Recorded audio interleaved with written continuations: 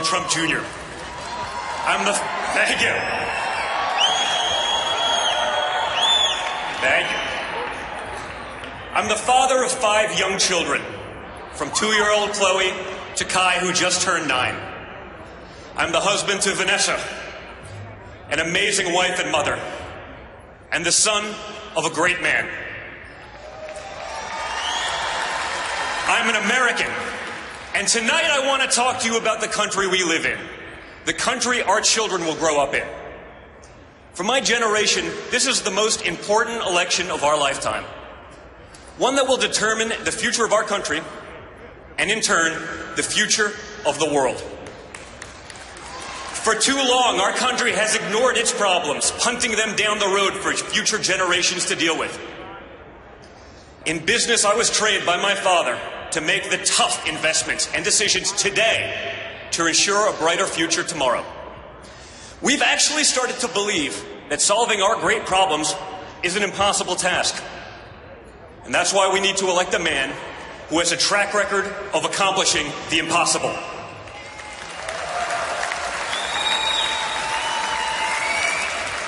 For the first time, parents no longer think that their kids will be as well off as we were. We've lost the confidence in our leaders and the faith in our institutions. But remember one thing, we're still Americans. We're still one country. And we're gonna get it all back. We're gonna get it back better than ever before. I know we'll get it back because I know my father. I know that when people tell him it can't be done, that guarantees that he gets it done. I know that when someone tells him that something is impossible, that's what triggers him into action.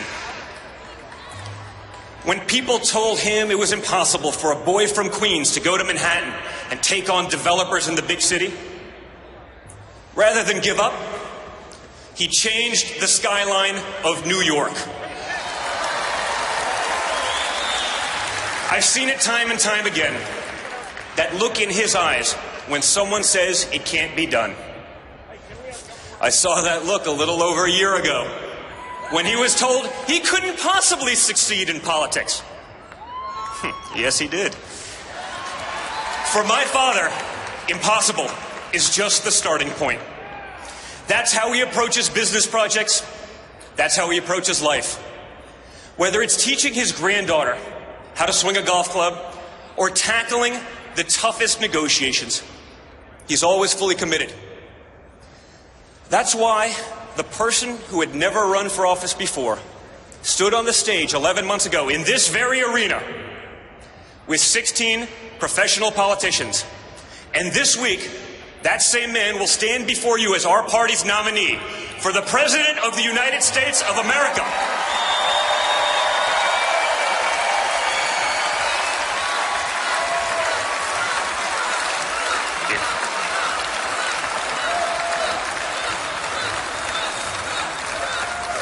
As a proud son and family member, it was one of the great honors of my life to be able to put him over the top in the delegate count earlier today. His unrelenting determination is why he's going to become our next president. And why I know that when my father says he can fix the country, he means it.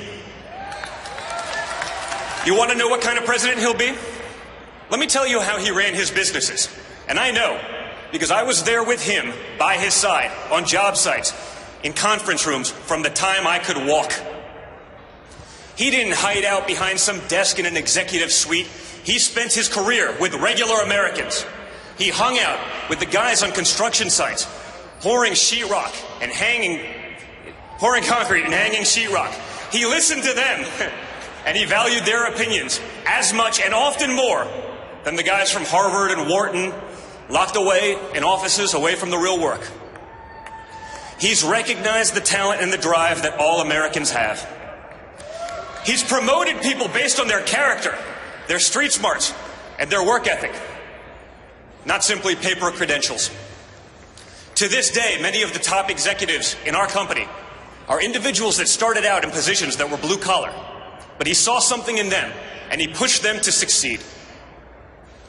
His true gift as a leader is that he sees the potential in people that they don't even see in themselves. The potential that other executives would overlook because their resumes don't include the names of fancy colleges and degrees. I know he values those workers and those qualities in people because those are the individuals he had my siblings and me work under when we started out. That he would trust his own children's formative years to these men and women says all you need to know about Donald Trump. We didn't learn from MBAs. We learned from people who had doctorates in common sense.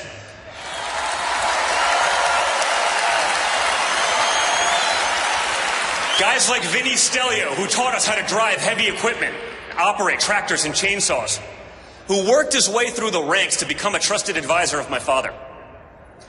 It's why we're the only children of billionaires as comfortable in a D10 Caterpillar as we are in our own cars. My father knew that those were the guys and gals that would teach us the dignity of hard work from a very young age. He knows that at the heart of the American dream is the idea that whoever we are, wherever we're from, we can get ahead, where everyone can prosper together. The other party also tells us they believe in the American dream. They say we should worry about economic inequality and immobility. You know what? They're right.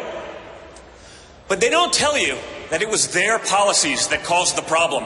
And it was their policies that have no accountability.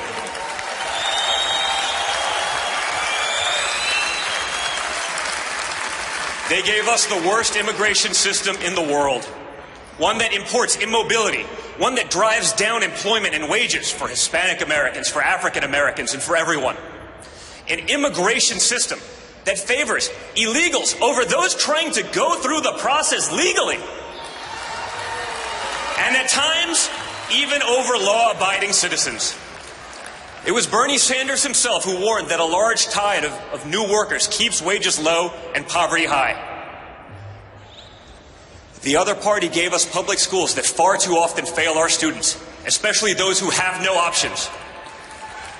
Growing up, my siblings and I, we were truly fortunate to have choices and options that others don't have. We want all Americans to have those same opportunities.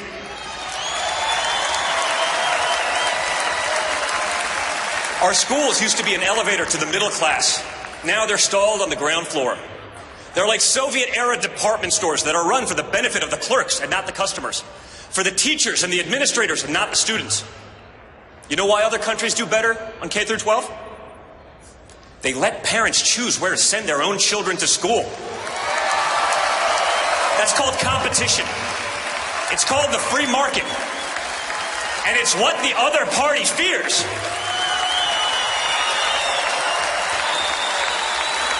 They fear it because they're more concerned about protecting the jobs of tenured teachers than serving the students in desperate need of a good education.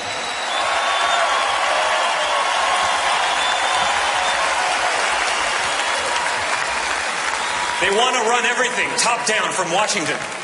They tell us they're the experts and they know what's best. The other party gave us a regulatory state on steroids. Dodd-Frank was 1,000 pages long, and it's already spun off 22,000 pages in regulations.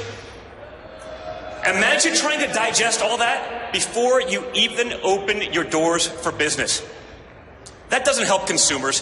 What it does is destroy small business in favor of big businesses who can afford the vast number of lawyers and accountants needed to comply.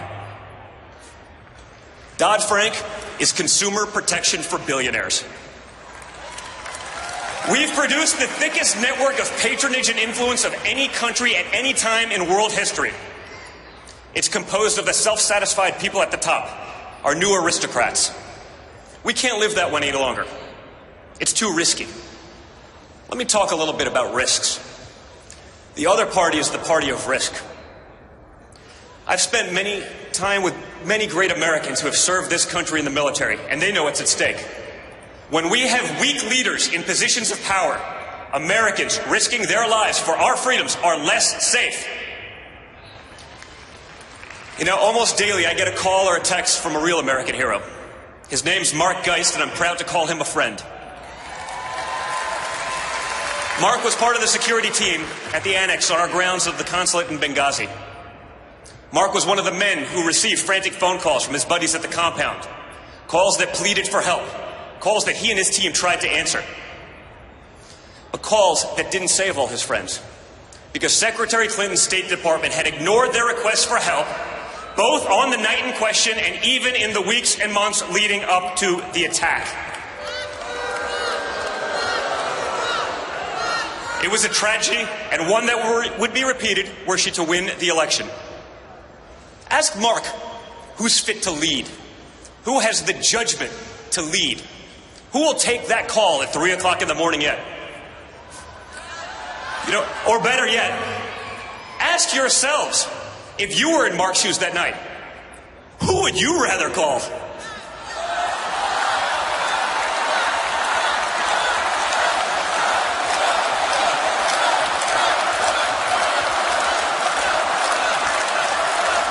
Let me tell you something about risk. If Hillary Clinton were elected, she'd be the first president who couldn't pass a basic background check. It's incredible. Hillary Clinton is a risk Americans can't afford to take. She says she'll issue executive orders to take away Americans' guns. She wants to appoint judges who will abolish the Second Amendment. Okay. Just look at how effective those laws have been in inner-city Chicago. A city with the toughest gun laws in our nation, where 70 people were murdered last month alone, and where over 3,400 American lives have been lost since this administration took office in 2009. You know why those laws fail? Because criminals, by definition, don't follow laws. Rather than prosecuting real criminals, she would strip hard-working, law-abiding citizens of their rights to protect themselves and their families. She'll throw every possible obstacle in the path of safe, reliable, affordable energy produced in America, by Americans, for American businesses and families. Rather than being energy independent, our country will be forced to remain beholden to her buddies in the Middle East. Those are risks we can't afford to take. And when we win, we're not going to have to. There's so much work to do. We will not accept the current state of our country because it's too hard to change. That's not the America I know. We're going to unleash the creative spirit and energy of all Americans. We're going to make our schools the best in the world for every single American of every single ethnicity and background. We're going to put Americans first, all Americans, not a special class of crony elites at the top of the heap. We're going to elect a president who will work with everyone to pass legislation that will make our country great again. A president who will give us a tax code that will free the American economy and end special loopholes for the wealthy. A president who will give us an immigration law that protects American citizens and gives them jobs. A president who will repeal and replace Obamacare without leaving our most vulnerable citizens without health care, and who will do it without destroying Medicare for seniors, as Hillary Clinton has proposed. A president who knows we can't simply delete our problems, but that we have to tackle them head on. A president who won't allow PC culture to put the safety and well-being of our children and our loved ones at stake. A president who won't bow and pander to nations that shudder at the very thought of America's existence. A president more concerned with the safety and comfort of his fellow Americans than the feelings of those hostile nations abroad who, if given the option, would wipe America off the face of this earth.